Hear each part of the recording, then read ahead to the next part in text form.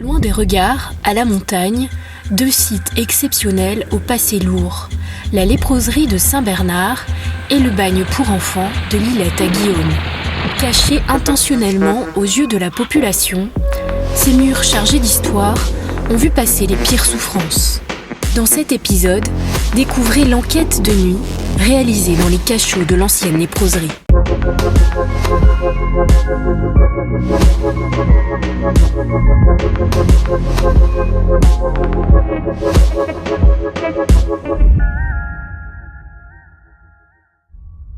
La lèpre, cette maladie taboue et effrayante, a gangréné la population réunionnaise pendant plus de 200 ans. La lèpre est arrivée dès 1718, avec les premiers esclaves. Mais la première léproserie n'est construite qu'en 1868. La léproserie, comme son nom l'indique, ce sont les lépreux et surtout les lépreux les plus pauvres qui sont reclus dans ce bâtiment. Nous avons vraiment affaire à 3 bâtiments qui sont d'une certaine façon destinés à éloigner de la population entre guillemets normale réunionnaise toutes les populations qui peuvent éventuellement poser des problèmes, faire peur et mettre un petit peu en péril le bon fonctionnement de la vie sociale coloniale. C'était malheureux, c'était souffrant, c'était aussi tabou. Il n'y avait pas de visite. Vraiment, au début, il n'y avait aucune visite. Les lépreux étaient complètement abandonnés à eux-mêmes. Et il n'y avait que 2 ou 3 médecins qui venaient s'occuper d'eux quotidiennement. Et quelques religieuses qui venaient aussi pratiquement tous les jours pour s'occuper des femmes. Les conditions sanitaires sont déplorables et les malades sont nombreux à succomber de la lèpre. Vous avez un petit cimetière qui est aménagé à côté, qui est dit cimetière des lépreux. Donc vous avez une zone à l'intérieur qui est consacrée en fait aux tombes des gens qui sont morts de la lèpre ici. Et le séjour se fait, on guérit en combien de temps la lèpre? On ne sait pas. C'est-à-dire qu'il y a 2 logiques. Il y a le fait que les soins fonctionnent. Donc c'est le cas par exemple pour le père Rimbaud, il a réussi à guérir des gens. Donc du coup, ça y est, là, ils partent. Et puis il y a des cas en fait où on a qui peuvent être plus longs parce que la maladie est plus invasive, les formes sont différentes. C'est très variable. On n'a pas une forme, si vous voulez, stabilisée. Si vous venez ici, vous n'êtes pas sûr de guérir. Vous cherchez la guérison, vous n'êtes pas sûr de guérir. C'est une maladie qui faisait peur parce que c'est une maladie très effrayante, puisqu'elle touche les extrémités, les lobes, le bout du nez, les doigts, les orteils. Il y avait vraiment que les saintes religieuses des Filles de Marie pour accepter de s'occuper quotidiennement de ces patients-là. Donc oui, forcément, le but c'était de les enfermer, ne plus les voir. À l'arrière de la léproserie, des cachots ont récemment été mis à jour. Perdu dans les broussailles, le bâtiment d'une 20aine de mètres carrés comptait 4 cachots, complètement isolés de la lumière du jour. Alors ici, en fait, vous êtes sur un site qu'on appelle les cachots de la léproserie de Saint-Bernard. Donc on est au quartier de Saint-Bernard. Donc la léproserie est juste en contrebas. Et à l'arrière de cette léproserie, vous aviez un ensemble de cachots qui servaient en fait à isoler des gens qui étaient condamnés, mais atteints de la lèpre. Donc on ne pouvait pas garder en fait dans la prison classique, la prison Juliette Dodu. Et du coup, en fait, qu'on affectait ici, dans cette prison-là, à la fois pour être soigné et à la fois pour être isolé des autres malades.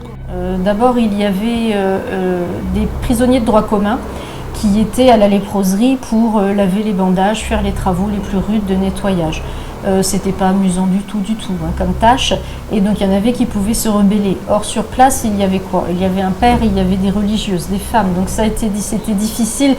On coupait court à toute rébellion et on mettait la personne en question au frais, soit une nuit, soit 48 heures, soit si ça ne s'arrangeait pas, on faisait venir les gendarmes. Il y a deux phénomènes. Ici, il y a 2 phénomènes. Il y a la peine encourue, mais au-delà de la peine, il y a la lèpre. C'est-à-dire que du coup, la notion première, c'est la lèpre. Voilà. Donc ici, on n'est pas sur une condamnation de droit commun ou une peine. On n'est pas dans la logique de peine, mais on est dans la logique plutôt de la lèpre. C'est-à-dire que, effectivement, tant que le gars n'est pas guéri, il ne peut pas sortir. Voilà. La lèpre était une maladie honteuse et les cachots en particulier étaient soigneusement évités. Dans les années 70, personne ne s'en approchait de ces cachots. C'était un espace très tabou. L'infirmière chef à cette époque-là me disait qu'elle n'en avait jamais approché et personne ne voulait aller avec elle pour lui montrer.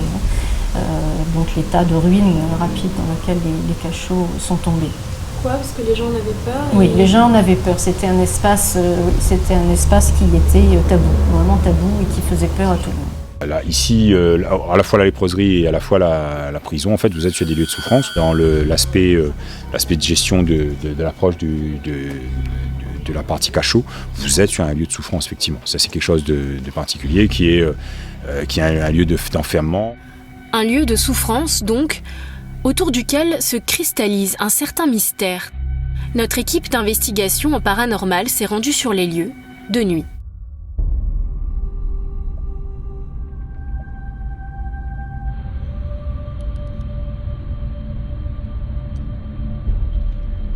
On va aller faire un petit tour avec le K2 dans les environs pour relever d'éventuelles traces ou d'éventuelles présences électromagnétiques. Tous les appareils sont éteints, bien sûr. La caméra est ici. Allons. À peine arrivés, les anomalies s'enchaînent. La caméra thermique s'affole et notre caméra infrarouge capte un phénomène troublant. Alors on a un phénomène assez bizarre qui est corroboré par les deux caméras en fait. La caméra infrarouge et la caméra thermique, et qui est assez impressionnant. On a énormément de chaleur qui se dégage des alentours du cachot, et en même temps on a un phénomène, si tu veux bien nous expliquer Greg. Visuellement, je saurais pas vous expliquer, c'est vraiment étrange en fait. C'est comme si j'avais un halo, comme si j'avais des poussières sur l'objectif, mais ici précisément, c'est comme si, un peu comme des cristaux de glace en fait, mais uniquement à cet endroit-là. En tout cas, visuellement, c'est bizarre. 20 cm à gauche, 20 cm à droite, il n'y a rien, l'objectif est net. Mais ici précisément,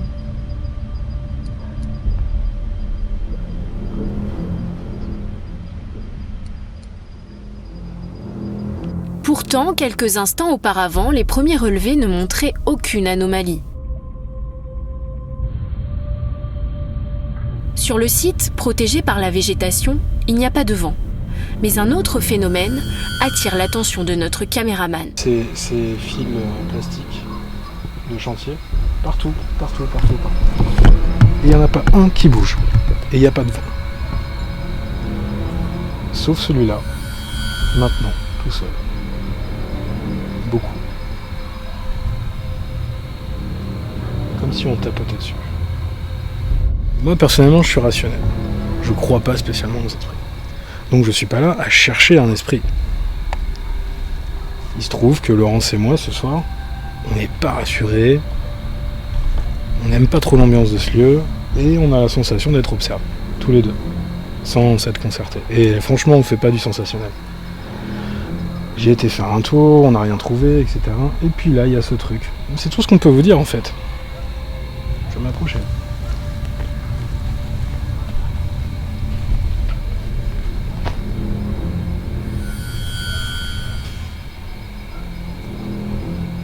En fait, pour reproduire le même mouvement que ce qu'on voyait juste avant, il faudrait faire comme ça. Quelque chose comme ça. Mais en tout cas, il faut que ce soit continu. Et quand j'arrête, ça s'arrête pas aussi nettement.